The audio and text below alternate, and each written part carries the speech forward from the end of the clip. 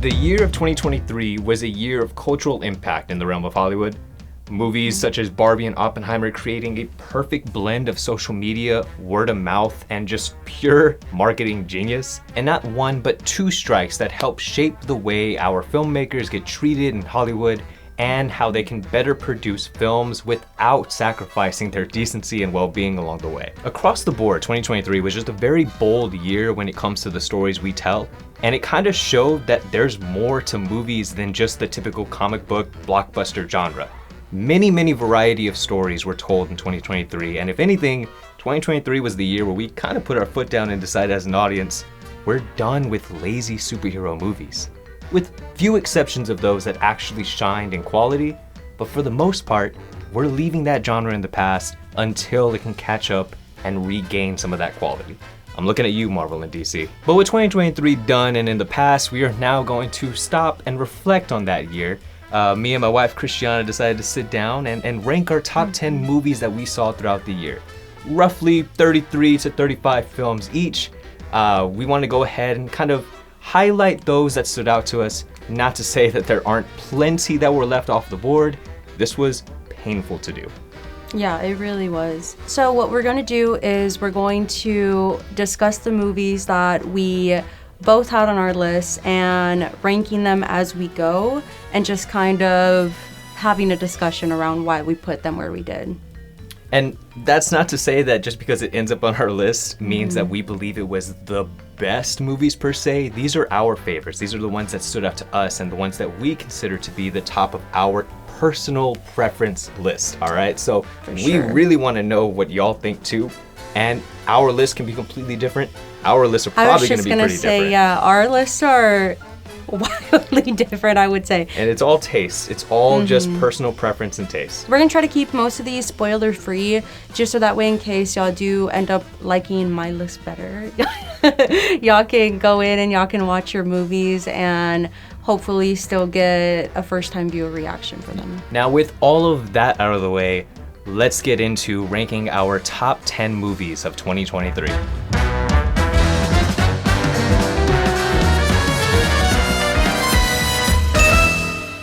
Okay, so my number 10 movie of the year was Guardians of the Galaxy Volume 3. Ooh. Yeah, and that was one that we had top saw. 10, huh? Well, yeah, we had saw it, I think, earlier this year. I don't even remember when it came out. Do you remember when it came out? Oh, man, back in May?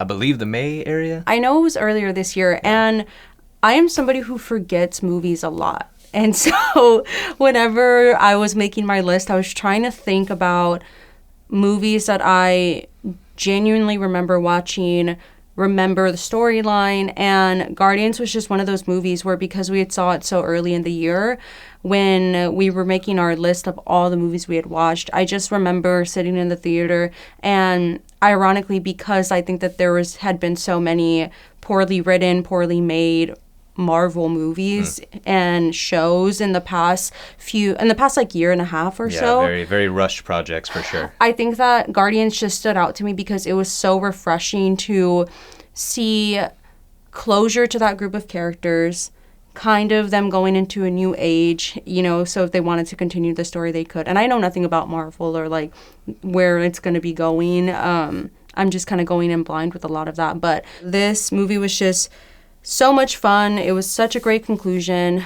I left feeling like really happy, and then it also ended with a song that was like really nostalgic for me. Yeah, I knew you were gonna mention that. Yeah, that was a really good ending for you too. And so like I'm like just in the theater like vibing along with the movie, and overall I just had a great experience with it. Yeah, my thing with that movie was it gave us such good closure to so many different characters. And it kind of just, and I know this is like said a lot, it's overused a lot, but like it just felt like that quality Marvel again. It felt like like there was a lot of attention as far as the script goes, a lot of attention to the characters again, a lot of attention to actual stakes and the jokes without it kind of losing its balance. For and that was a problem that we had with Thor: Love and Thunder, and then quality of story was a problem we had with like Ant-Man: Quantumania. Yeah. Like Guardians 3 was a James Gunn project, and you can tell that it was just a James Gunn project. It wasn't just like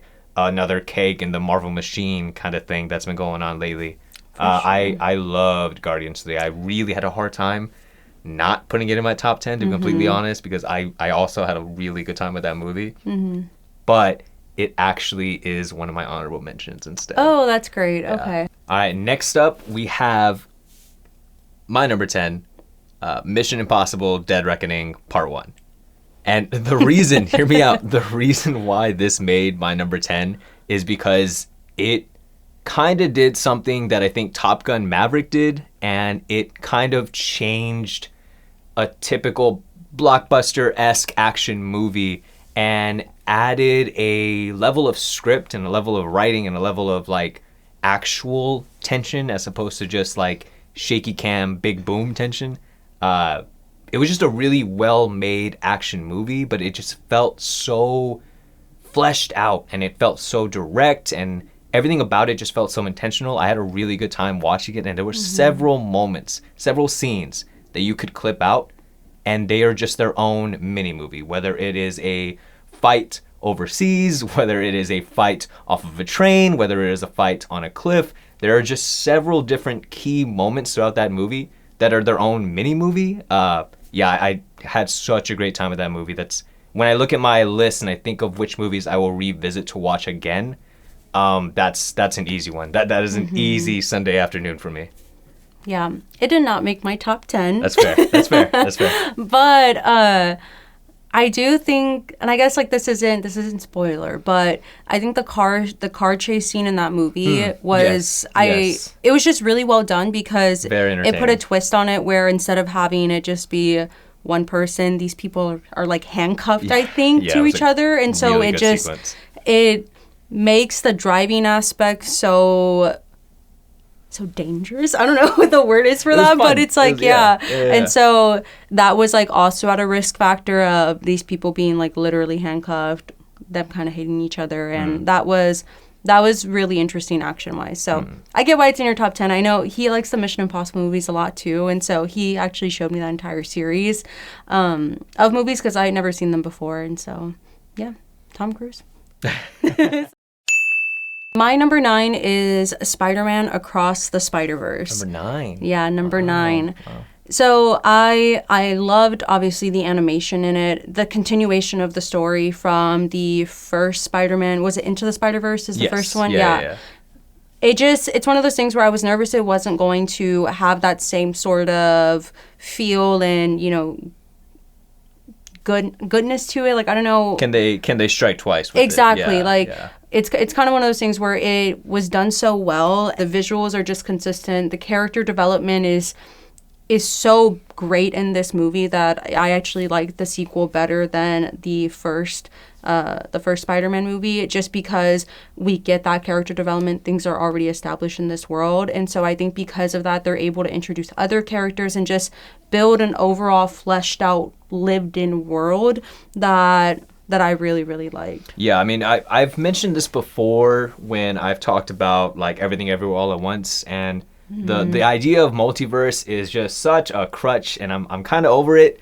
I mentioned that, you know, Everything Everywhere All at Once did it very uniquely. They took advantage of it without it being just like kind of a cop-out, without it being a little lazy.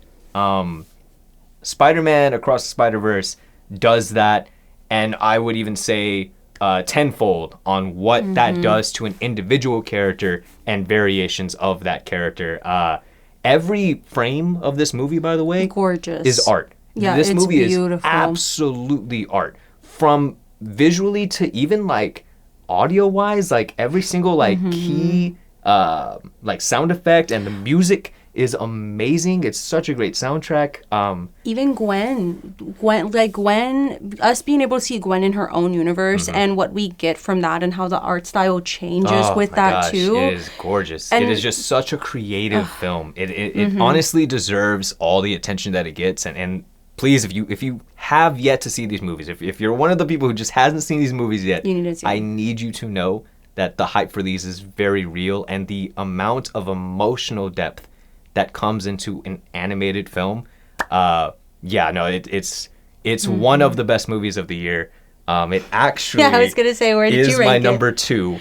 It's your number It's two? my number 2 movie of the year. Oh, dang. Pretty Number one comfortably. is, Pretty yeah. comfortably. I can definitely see why, for sure. The stakes for this movie, by the way, it's taking that whole big blockbuster feel of the comic book genre and grounding it to something very intimate. It is a very, very good story. Please check it out. It is my number 2. Yeah, that's awesome. All right, my number 9 is actually a anime movie by the name of Suzume.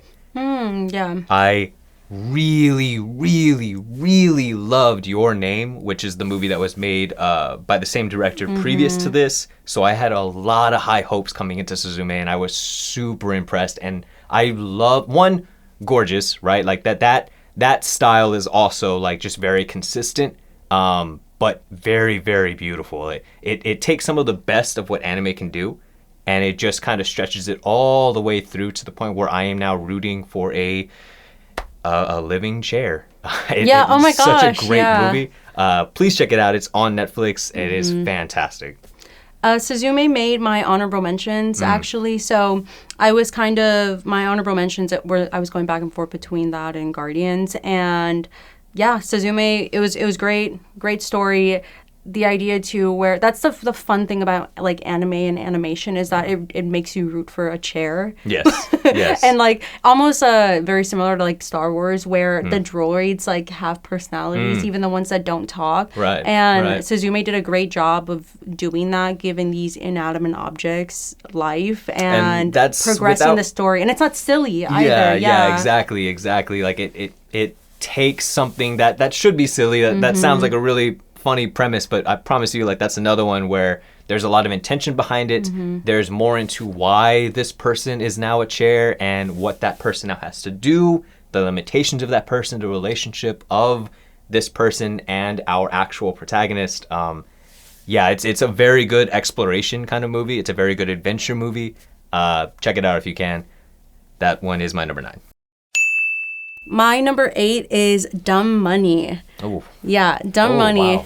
Yeah. So, Dumb Money, first off, when everything was happening, obviously it's one of those things where we're living through so much history. We're living through history all the time. And I remember when the GameStop stock started happening and like how big of a deal that was, and also not fully understanding it. Like I was like, what's going on? Like something about GameStop stock, and so it just was really cool seeing what happened. And then also too, Paul Dano, amazing. Like he did such a great job. Great cast all America the way through. Ferrera too, like she did really great also. Even Pete Davidson, who I don't necessarily like in movies, but he was so good to watch in this movie. I thought they played him just right. I was just gonna say his character was like this close to being like over for me, but then I feel like they did really well with not pushing it too much with his character.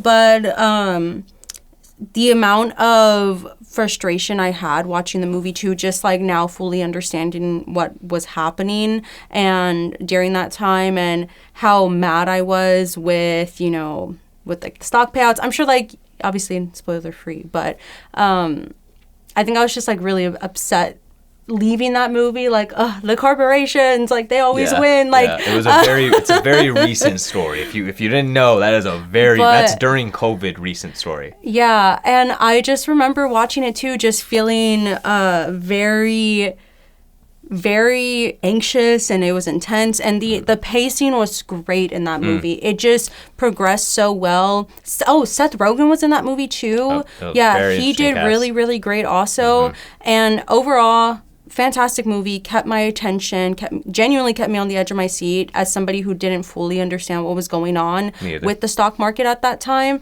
And I think that very similar to like The Big Short, where they did a very great job of breaking things down to where somebody like me who knows nothing about the stock market or anything like that was able to digest it in a way to understand the progression of the movie. But Dumb Money is my number 8.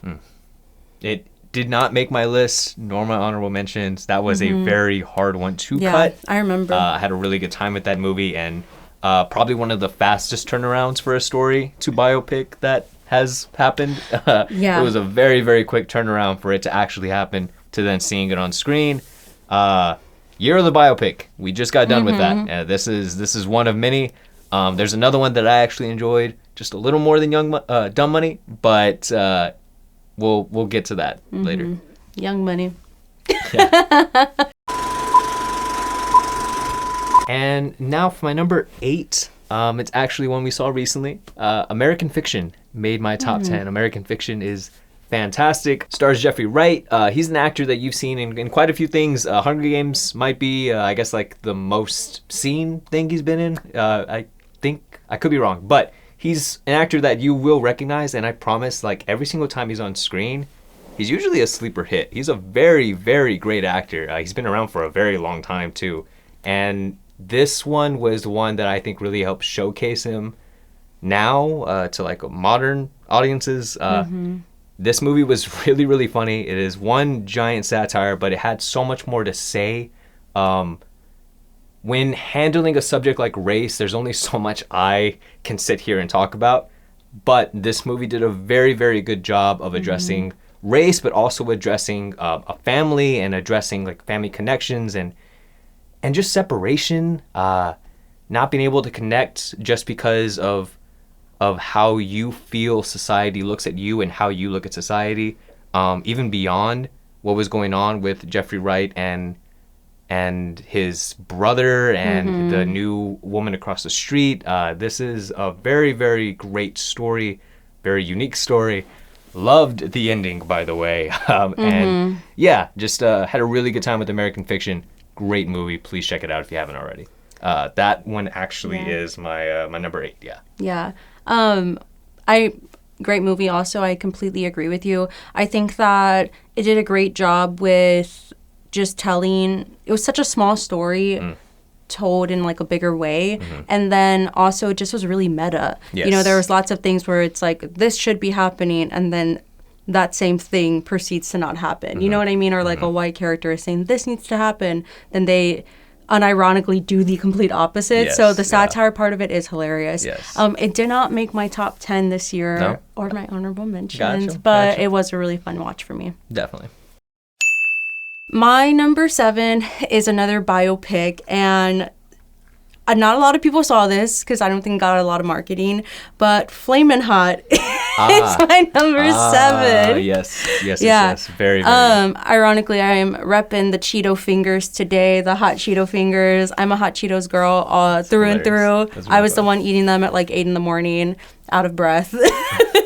But I did not know the story of Flamin' Hot or like of the hot Cheetos and like how they came to be. And so as somebody who loves them so much as a snack, I think that it was really cool seeing that representation and seeing that it was made by someone like me, and just seeing his story from, you know, well, I guess I don't know if it's a spoiler, but you know, he starts off as a janitor, and then he just essentially comes up with this amazing idea that saves their company, I feel like. And so it's an incredible story. Yeah, and so I think that it just was so much fun too in the way it told the story. It had a lot of fun with its narration. It wasn't so serious like how Dumb Money was, where it was very much like everything's in a crisis. It was very much like they're talking in the way that their people talk, and like they're talking in a way where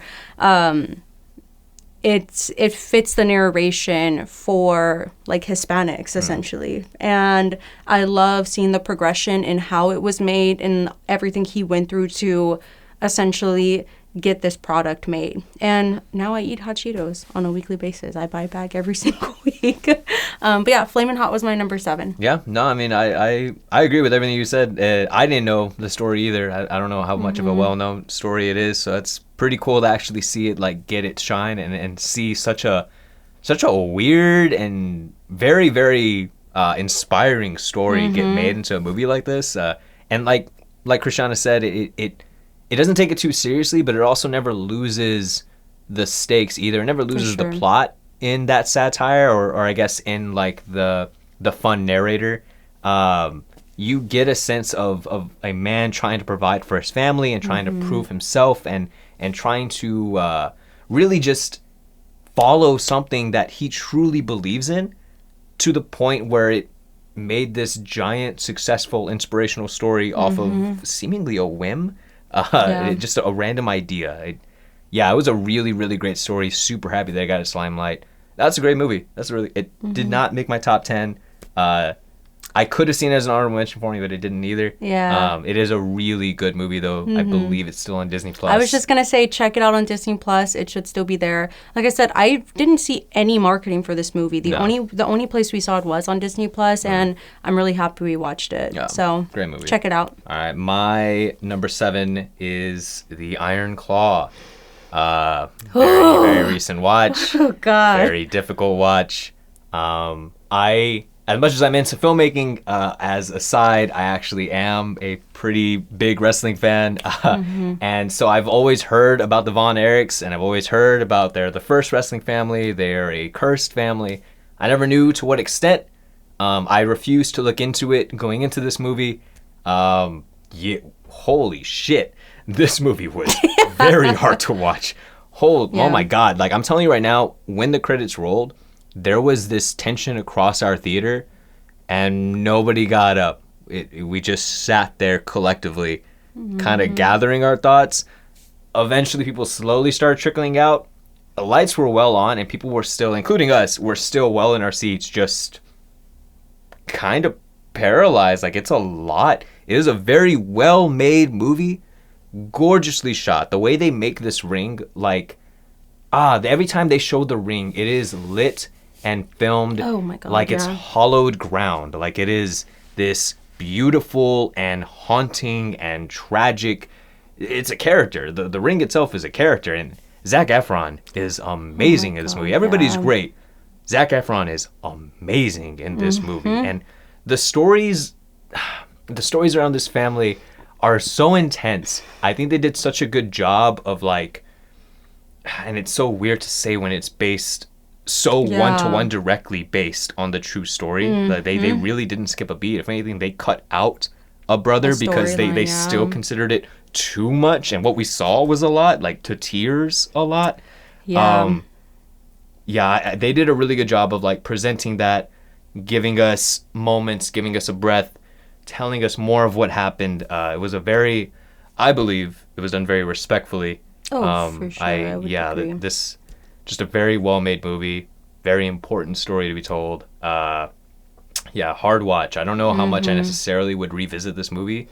But I am very, very happy to have seen it at least the one time. For sure. Iron Claw is actually my number 2 movie of the year. Oh, wow. Yeah. Wow. So I had a very visceral reaction to this movie, and it was one of those movies where you feel every single tragedy, and, you know, I think one of the first things I wrote down when we left the theater was damn, just damn. Because it was one of those things, as I was saying, I think the last 15 minutes of the movie, I just could not stop crying. Then I stopped crying, and then, you know, something is said at the very end, and then I just started crying again, and we're leaving the theater, and I'm crying, and it's just one of those things where family tragedy is something that a lot of people can relate to, and as Edward was saying, I think that they just did such a great job of respectfully telling this story, giving a lot of respect to his family and what happened to his family. And the thing that is clear from the very beginning is just how much, you know, Zac Efron's character, just how much his family means to him. And it's really difficult seeing the Von Erich curse essentially be a plague over this person who is genuinely just optimistic and trying to live his best life. And Zac Efron did such a great job of not being an unrealistic optimist, but just a person who is trying his hardest to just give his family what he needed, you know, or really, what they needed. I lost him. I didn't look at him and think High School Musical. I didn't look at him and think that he's putting on like an impersonation of what a wrestler is or whatever, especially for like pre-modern era wrestling. It was very caricatures, very loud motions and very cartoony like satire-esque. Like he did a really good job of just straight up acting and becoming this living human being, just trying to do his best. What a story. As somebody too who genuinely loves musicals, I loved him in High School Musical, and I loved him ever since then, and so even like in Hairspray and everything, and so it really is cool seeing him step into very serious roles, and him being able to show off that he can take on a role like this and just execute it amazingly. But yeah, Iron Claw was my number 2. 100%. My number 6, speaking of musicals, was Wonka. I know. Listen, hear me out, because a lot of people are going to disagree with this, and I don't care. So I genuinely love musicals. Like, Edward knows this, and like I'm the type of person where I grew up watching Glee, and I love Glee, and like I love everything about musicals. And so and I think a part of the reason why Wonka made such a big impression, or even made it into my top 10 of the year, is because when I saw the trailer for it, I hated it. I remember watching the trailer being like, what is he doing? He's a fool. Like, it didn't look like it was going to work. It really didn't look like it was going to work. Yeah, I literally was like roasting Timothée Chalamet. I was like, which is crazy. Yeah, I know. But that's what we were talking about too. It was the first time I felt that way with him. Yeah, and we had talked about that. I remember watching it and being like, why is he acting like this? Like, why is he acting like,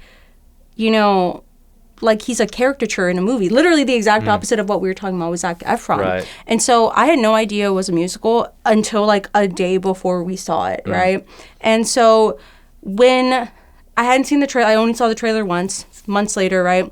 And then find out the day before it's a musical, go in, and I'm still really, really hesitant because I remember how much I really didn't like the trailer. So we go into it, and it just worked for me. Like, I enjoy the Wonka story in general, Charlie and the Chocolate Factory, Willy Wonka. And so it was really, really cool. I feel like if the other surrounding actors didn't play it up as much, if this was not a musical, straight to jail. Like, his acting would like not have like worked or anything like that. But not even just his acting, but I think everybody did a great job with the comedy, the costume design. I genuinely enjoyed the music in it as well. I know I saw a few people online roasting, what is it, Timmy Tim? Oh, right. Insert clip of Timmy Tim. Yeah. But I think he did really, really great with it.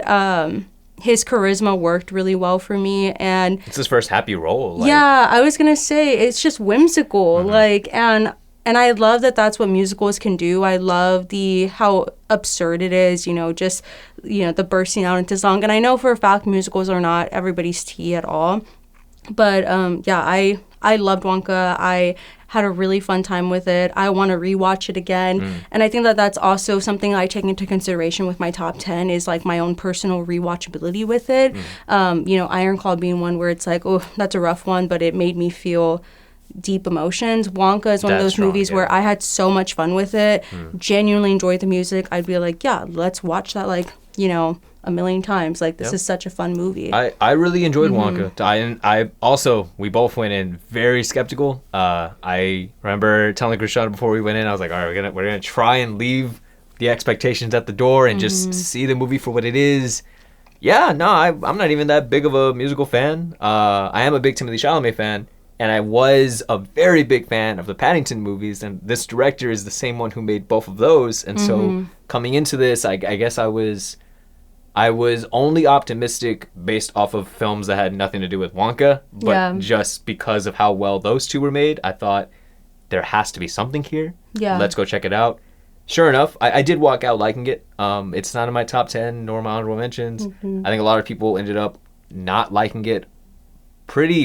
I don't know if it's fair how heavy this movie is getting necessarily like hated. I don't know. I liked it. Like, it wasn't like great, but I really disagree with a lot of people who act like this is like the Cats 2.0. Oh my God, I know. Yeah. Like, they're really overselling, I guess, just how bad the movie is. It was good. It's a fun movie. It's a good time. No, Wonka's good. I had a great time with it. That's why it's my number 6.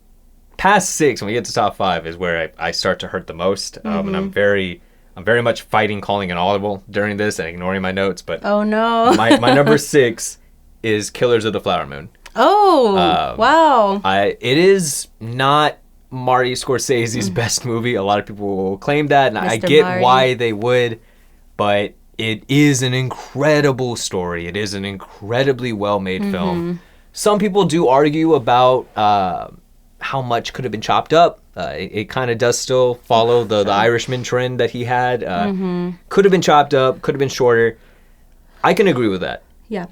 But my thing with that as to why I'm able to forgive it and still accept it and love it as much as to make my number 6 is because I do feel like every hour does feed into a very important timeline for the movie to really tell the story in full, the full scope of this story. I do believe that you need those 3 hours. I have a hard time watching it and trying to decide where to cut. To be completely honest, I know it's possible. It has to be possible, and there are way better editors out there, way better writers out there that can definitely squeeze this movie shorter than 3 days. But every single hour is needed, and I just walked out learning so much about a subject I really didn't know much about. And yeah, I that's another one where I do believe, especially with the way he decides to end it. Not just the traditional text on screen to tell you what happens after. Yeah, I remember that. It's a very, very respectful way of telling something that he's very passionate about. He's been passionate about this story for a while. I'm happy that he finally got to make it. I'm happy that we finally got to see it. I'm happy that it got the buzz that it did. And this is something that everybody has kind of known about. I really wish more people were as educated on this subject. Me also speaking for myself as ignorant going in. Very important story. It's just a really well-made movie. We got to see some of the people who were involved with the movie at a powwow that happened in our area that we have gone to now this was our 2nd year going in a row. And, they were like talking about the movie kind of and just saying like, it's going to be coming out. And I was like, oh, I've never heard of that. And then Edward was like, oh, it's like made by Martin Scorsese. Like apparently it's like his next big film. It's supposed to be really great. Yeah, some of the people at the powwow helped with like the music and consulting for the movie, which I thought was pretty cool. Yeah, it actually did not make my top 10 at all. Oh yeah? Yeah, and I think that it's because Martin Scorsese scripts, man, like they're just not for me sometimes. Yeah. I just think that it's one of those things where he makes a lot of slow burning scripts and personally, it's not like my favorite viewing experience. Not to say that it's not a great movie or like it's not a story that's worth telling, but it's one of those things where I felt the pacing of it. Like I felt every single act, and I understand the necessity of it, but I think that it was just one of those movies where I was getting progressively upset as it kept going, mainly because of the storyline and just seeing a lot of very seeing people taking characters. Just seeing people, and then maybe that's it too, is that there were so many people in here that I just really did not like, and I hated seeing them being taken advantage of. But that's the thing, it's like that's reality, right? Like that's what happened in the story, and so they didn't have a traditional protagonist. And so I think that was one of the reasons why it didn't make my top 10, and it's probably like not a movie that I would rewatch again, purely because I'm just like, I think I just left. I remember leaving there like just feeling really frustrated with the story in general, and then also, which is just history. So it's like, obviously, there's lots of things in history that frustrate us, but it just was, I don't know, it was kind of a miss for me. But yeah, I mean, I still think it's a story that needed to be told. I still think that it's, he tried his best. I know he had like a lot of people, in production, right, who were Native American, like help with the production of the movie. And the actors themselves. Yeah, and the actors themselves. And we're actually talking about the lead actress probably getting a nomination, or, she was phenomenal. I was going to say, we wouldn't be surprised if she got, like, overall, great acting. It just, for me, with the rewatchability of it, and then also me feeling the pacing so much of it, it just didn't hit my top 10 this year. Yeah, that's fair. All right, what do you have at your number 6?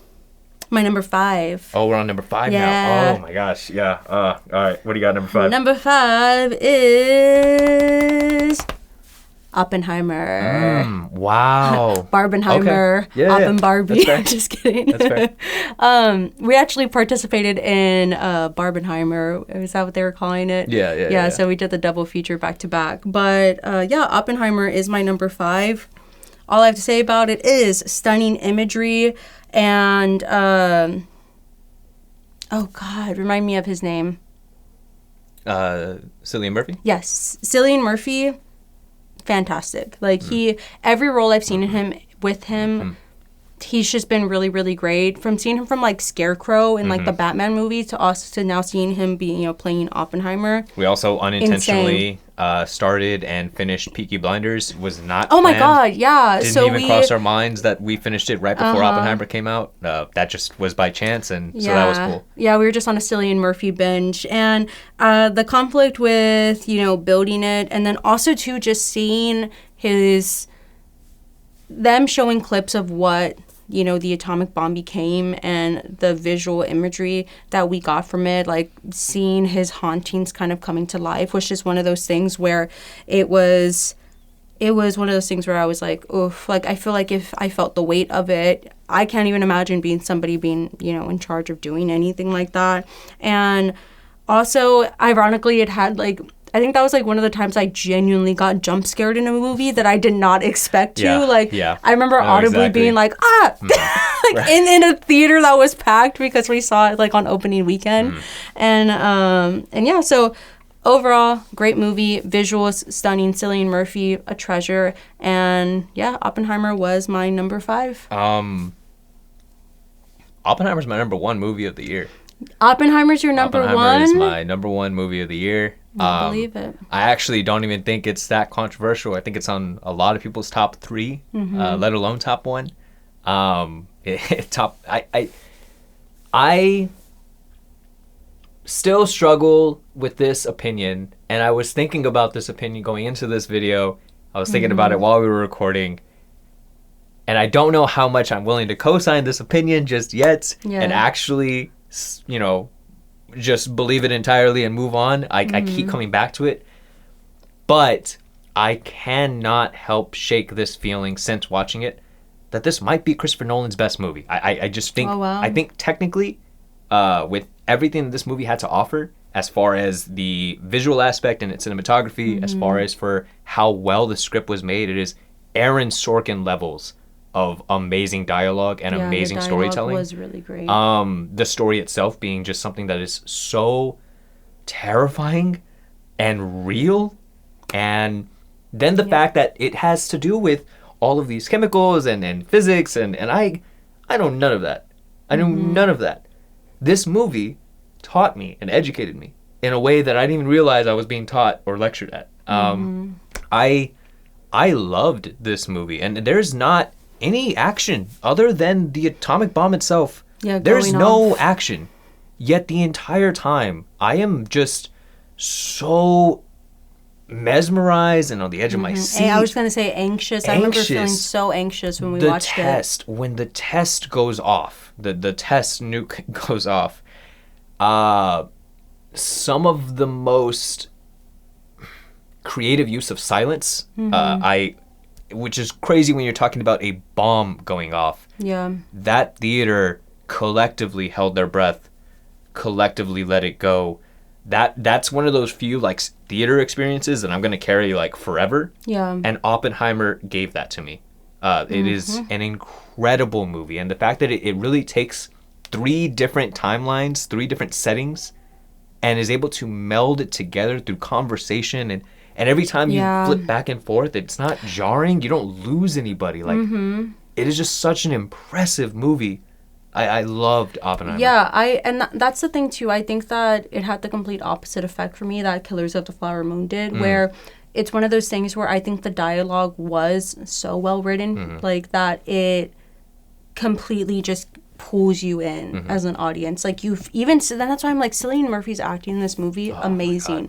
Like we feel the things that he is feeling, and we feel the weight of having this knowledge and understanding that if you don't do it, somebody else is going to.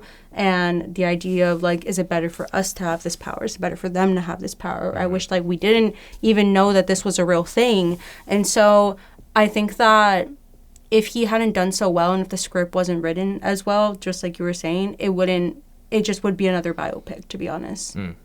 Right. So. Right. No, I don't know. I walked away thinking about this movie a lot. I'm going to be revisiting this movie a lot. I have been revisiting this movie a lot.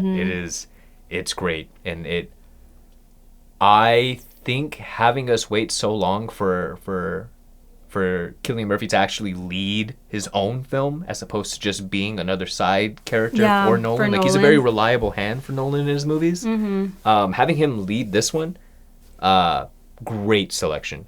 Yeah. Amazing selection. And I very well worth the wait. He delivers in spades in this movie. Same with Robert Downey Jr. Delivers in spades with this movie. Oh my God. Yeah. Yeah, that's my number one. That's awesome. Well, my number 4 is actually a recent watch that we just did. Is Poor Things. Yes. Oh my God. Oh, I love this movie. The New Age Frankenstein. Yeah. Poor Things. I haven't had this much fun with a movie in a really long time. Like, I was giggling throughout the whole movie. There was quite a few times where, something had happened and I was the only one in the theater going, ha! Yeah. We saw it at Draft House, so it was a smaller showing. But, Emma Stone playing Bella and just Bella's progression through the movie and seeing, her realize things and learn things and just kind of taking away the innocence, I guess you could say, was, I think, done so well. Mark Ruffalo's character was hilarious. Man, Mark Ruffalo talk did about losing it too. So that's another great. one. I'm gonna be surprised if he doesn't get a nomination for Best Supporting Actor. I'm pretty confident on that one. That is a definite nod. It should be a definite nod. Yeah. He was so entertaining in this movie. And that's the thing. It's like, if Emma Stone hadn't done such a great job with her bluntness as the character, and it was one of those things where it was like unintentionally meant to be blunt, or it wasn't meant to be blunt. It just so happened that it was. It just added to the humor of it, and a lot of things were really, really messed up in this movie. Yeah.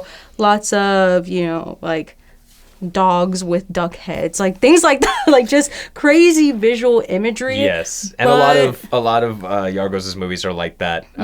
He did The Favorite, he did The Lobster, both of which I still need to show you. Yeah, and now I'm like, show me them. Like, exactly. Like, this movie was great. Very, very unique filmmaker, very unique films. This movie, first off, Poor Things is actually my number 4. Oh, okay, perfect. It did make my top 5. Oh, we have it at the same ranking. Yeah, cool. And this movie asks a lot as far as getting past the big moral dilemma of having our protagonist, of having Bella be a woman with essentially just like a child's brain. She is a full-grown woman. Yeah. But she is mentally in adolescence still. But if you're able to get past that, if you're able to morally accept that and just go along for the ride, this movie has so much more to say. And because of that innocence of Bella, it delivers this really interesting commentary and this really interesting perspective that I don't think works without that innocence. I don't think that the conversations and topics this movie handles and addresses work as well without the raw innocence of Bella. And really what I mainly am talking about is this movie addresses gender roles, but it also addresses like the way we live our lives, and way more to say than I thought this movie was going to have initially. For sure. Yeah, you get past that, and it's a very rewarding conversation that you get out of this movie. Hey, all right, Future Eddie here. After editing, I now see that there is another camera issue, so now it is time for an intervention clip. Don't know why. Portion of this clip just completely disappeared. So for about 2 picks, it seems as if it is nothing but black video. Audio picked up just fine. Couldn't explain why it's doing this, but boy, it's frustrating. So in an attempt to save this and not throw this camera right through this window, I'm gonna go ahead and just insert a bunch of clips of whatever I can find and continue the video along. I promise it does not stay this way. It does come back in time for like a last pick and an outro. So thank you, and let's get back to the video. Yeah, it was really similar, I feel like, to Swiss Army Man, where it's like once you get past the idea of a corpse and like all of that, I think that it's one of those things where the purity that we see from Bella, and you know, in the movie too, they talk about like her brain is like progressing at an abnormal rate. So it's not like the entire movie.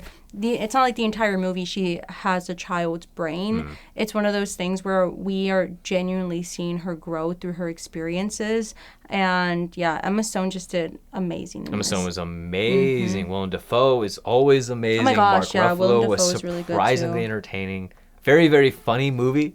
This is another one. If I can go back to what I said with Mission Impossible: Dead Reckoning, this movie is basically like a stage play. It is one giant scaled stage play, and has several different scenes, several different like sequences that you could clip out and just watch on their own. Have it be its own little movie. All of them equally entertaining. This movie is so funny, so entertaining, visually gorgeous, very interesting. Yeah, very, very. And yeah, I can't recommend this movie enough. Like honestly, I think of everything on my list at least, Poor Things is a very small scale release compared to a Mission Impossible and Oppenheimer. Go out of your way to find Poor Things if you can. I would, yeah. I really recommend that. It's not going to be in theaters too much longer, but when you can, like, rent it if you have to. It is well worth it. Please support this movie. Please support this movie. Well, my number 3 movie of the year is actually another one that we watched pretty recently. That is actually now being talked a lot about online. I've seen like a million videos on it now, but it was SaltBurn. Yeah. So I haven't been fooled as a viewer in a very long time like that. Almost like it's going to be a coming of age movie, and I'm fully invested in these characters. And then let's say maybe like an hour in, it's so subtle at first, you know, and then it starts to there's a big shift in tone. And when that shift in tone happens, I was just very unsettled. And once again, the visual reactions. Visceral, thank you. The visceral reaction that I had to a lot of scenes in that movie, it's almost like I felt betrayed as a viewer, because I was like, no, like we were all rooting for you, like, you know what I mean? Like, it's like we were just like, I was watching this wanting like this love story to happen, and I'm a big romantic and I love love, and so, you know, seeing the progression then like being lied to essentially was something that a movie hasn't done for me in a long time, where I genuinely had no idea what to expect. And so I left there feeling a little bit betrayed. I was feeling like, but do I still like his character? Like, I just was like, I left that movie feeling so conflicted.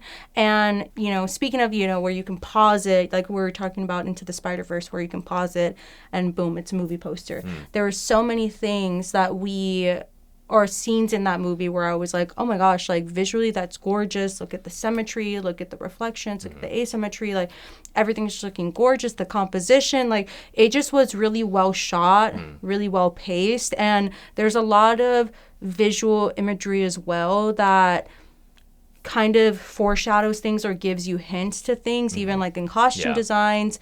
And yeah, overall, I just really, really like this movie. And it could be because I saw it so recently too, but it's my top 3 of the year. I would definitely watch it again. I'm sure as a lot of people have been watching it for the first time, but I really want to watch it again with knowing what's going to happen and going in with that perspective. Yeah, this one really picked up on TikTok, and for good reason. This movie, Saltburn, is a movie that has some very out-of-pocket things. Oh, 100%. This movie had some crazy imagery that I never really thought I would see in a movie, more so just because I didn't think of it happening at all to begin with. This movie is so weird, so out of pocket. I cannot say that enough. It did not make my top 10. It didn't make my honorable mentions. Yeah. But that's not to say that it is not an impressive movie. It is a great movie. It is a fantastic movie. Preference-wise, I was very into it. I liked it a lot. But when I look at everything else on my list, preference-wise, I can't say that I liked it any more than these. But again, Saltburn's amazing. Barry Keoghan, the guy who stars the Barry, he's fantastic. He's been in a couple of things already. Great. The Banshees of Inisherin? He was in the Banshees of Inisherin. He was fantastic in that movie. He also was in the Eternals. He was fantastic in that too. Oh my God, he was in the Eternals. Keep an eye out for that guy. He's doing really good. His work is great. Saltburn, check it out if you can. One more time, out of pocket. Very out of pocket. All right, and my number 3, Past Lives. Oh, Past Lives. Past Lives is a Korean film, and man, there's a lot of good like romance movies out there, like genuinely very, very good romance movies. Yeah. There is not one that I've seen that deals with the idea of fate, the idea of destiny, the idea of nostalgia, the idea of realistic love, realistic connections, and kind of handling the idea that maybe it isn't meant to be perfect every single time, and there's still something beautiful about that. Nor does a connection have to be intimate, one-to-one partners for life, and still not be special, still not be pure, still not be true. Past Lives was amazing. That one resonated with me a lot. It resonated with a lot of people. And it is because of how grounded it is. And it wasn't your traditional love story. And I'm telling you right now, the taxi scene, for those who have seen it, that taxi scene left me as breathless as moments in Oppenheimer. That taxi scene left me as breathless as moments in Dead Reckoning. The Past Lives is so good. It is so mature. It is so wise. Man, I can't boast this movie enough. Past Lives is amazing and is a must-watch when reflecting on 2023. For sure. Past Lives is actually my number 1 movie of the year. Yeah, I understand why. I get it. Man, when I watch this movie, you watch it feeling like you have a crush. You know, if you've ever been in like or if you've ever have had a crush, like, you know, like the butterfly feelings you get, you know, like just the warmth that you feel from something new, from something that is so flirty and so pure. And it's one of those things where we're feeling that as the audience. The chemistry between, you know, the two main actor and actress, like, fantastic. The chemistry was there 100%, which is ironic because, you know, they do kind of talk virtually for a while. And it's one of those things where you ache, you know, you really do ache in this movie too. And I think that this movie does a great job where it makes you feel, it does, what is it, the don't show or don't say but show? It shows and doesn't just tell. Yes, the show and tell thing. Yeah, so it doesn't tell us. Very small reactions that do so much for the emotions that they're feeling. It lingers on stuff sometimes where it's like something is like said and you're just like, you know, the shot lingers there. They give you that time to really feel the weight of it. We just get that reaction, like, and or you feel that reaction. And it's one of those movies too where I think that I just really appreciated this movie the most this year. It's a storyline that I've thought about countless times throughout this year and have just like thought about like the idea of actually going through something like that or the idea of aching like that. And I feel like that's why it's my number one. It's just one of those things where I keep coming back to it. I've thought about it multiple times throughout this entire year. And the respect that I have for characters in this movie is really, really great. Yeah. You know, there is Very like mature movie. That's what I'm saying. Like it's one of those movies where people might go into it and be like, oh, absolutely not. I would never allow that. I would never do that. But I think that it takes a very mature approach to, and a very healthy approach to like what relationships are meant to be, you know, and what you are meant to be there for your partner, and the way that you're supposed to like support them, or to have like to foster a healthy relationship too. But yeah, Past Lives was my number one movie of the year. So if I could, I messed up. I forgot number 5. And so now I'm realizing that we've gone through the top 5 and you're all very eager to see why this spot has been blank the whole time. The list is not done until I say it's this. It's actually your number one. No, it's moving them all down. No, so my number 5, which I failed to mention, not going to be in the best light for what I'm about to say. Mm-hmm. But I promise I do. I love this movie. My number 5 is Maestro. Oh, okay. I'm a very big fan of romanticizing things. I'm not really into cooking, but I love watching things like The Chef's Table on Netflix. I'm not super into music, but I'm very into watching like documentaries of American Symphony that came out this year. I love being able to hear someone articulate why something is great in a way that makes me feel for it. It does romanticize it entirely. La La Land had me hook, line, and sinker because of the way it romanticizes Hollywood. And I know that turns a lot of people off, and some people think that romanticizing is a bad thing. But Maestro really, really captivated me. I think Bradley Cooper did an amazing job. This was his follow-up to A Star Is Born, directorial A Star Is Born. This was his follow-up to A Star Is Born. He directed and made A Star Is Born with Lady Gaga, and then he made this one. And I'm telling you right now, to me, he is on a roll. He is 2 for 2. Maestro is amazing. It made me feel so much. I was just so captivated by the way this movie told this story, and by the way this movie presented beautiful imagery, is what we're going to be saying a lot. Yeah, I don't know. I was very moved with this movie. Yeah. And by the end of it, it did make me feel certain ways about even my own life and about my love and passion for what I do and what I'm into and just the arts in general. I loved Maestro. Yeah. I really enjoyed watching it. Bradley Cooper, I think I really lost him in that role too. And it did not make my top 10 or honorable mentions at all. That's fair. But regardless, great movie. There was a lot of great movies this year, and I have nothing bad to say about that movie. Yeah. And that wraps up our list. So we have our top 10s. If I could real quick, we did 3 honorable mentions. So let's just kind of rapid fire those. What are your 3 honorable mentions? My honorable mentions, one of them was Suzume. Godzilla. Oh, Godzilla Minus One. Godzilla Minus One. We just saw that one too. Movie. Great passion, great progression of the story, great, just great everything. Really, really enjoyed it. And Barbie was in my honorable mentions. Had a lot of fun with Barbie. Loved the costume design. Margot Robbie, I think, did great in it. Obviously, Ryan Gosling did great in it too. Yeah, for sure. Overall, Barbie was a fun movie, and so I made my honorable mentions. Yeah, no, Barbie was great. Production-wise, was so much fun. Yeah. So much fun with Barbie. Had a lot to say. For sure. Very, very good movie. Yeah, I went in with that one kind of thinking like, yeah, sure, like we'll check it out. I'm not against the idea of like a female-driven story. I just wasn't sure like how much it would be able to resonate with me going in.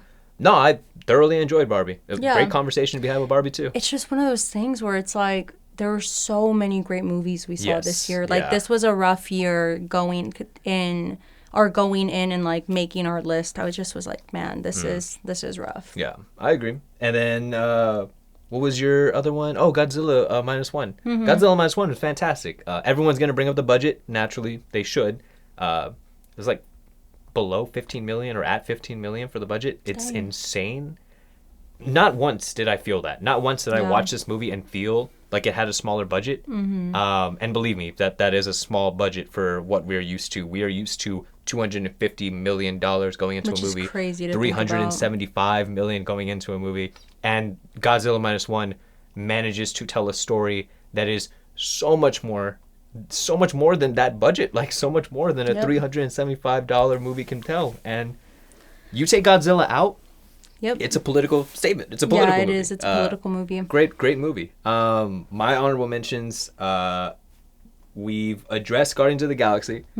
American Symphony is a documentary. You didn't get to see this one, but it's a documentary, a very recent story of the lead musician for The Colbert Report. Oh, cool. Or not The Colbert Report, his Late Show. The Late Show with Stephen Colbert. His lead musician actually transcends. It shows his career, but it also shows a sadder story between him and his partner. I won't get too much into that. If you know, you know. Please check out American Symphony. That one's also on Netflix. Check that out. Great documentary. Very, very good. Rounding out my honorable mentions is a biopic that I actually enjoyed more than Dumb Money. Is it Flamin' Hot? It's not Flamin' Hot. Great movie, but it's Blackberry. Yeah. Blackberry, I don't think it got a fair enough shake. I don't think enough people saw it. It being on Apple TV, I think did do it a lot of favors, but I think that if it was on a bigger service, it would have gotten more attention, more love.